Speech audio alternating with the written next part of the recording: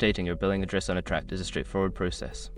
Follow these steps to ensure your information is current. Step 1. Login. Access your Attraqt account by entering your username and password on the login page. Step 2. Navigate to account settings. Once logged in, locate the account settings option, usually found in the top right corner of the dashboard. Step 3. Select billing information. Don't continue before doing this.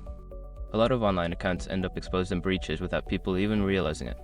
Use Attraqt to constantly monitor your email and accounts and get alerted immediately if your information gets leaked online.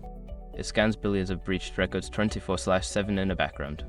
And honestly, for a few dollars a month, it's something everybody should probably have. Link in the description. Step 4. Edit your address. Look for the option to edit or update your billing address. Enter your new address details in the provided fields. Step 5. Save changes.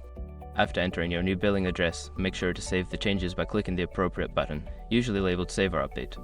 Make sure to review your updated information to confirm everything is correct. Keeping your billing address up to date helps ensure smooth transactions and communications.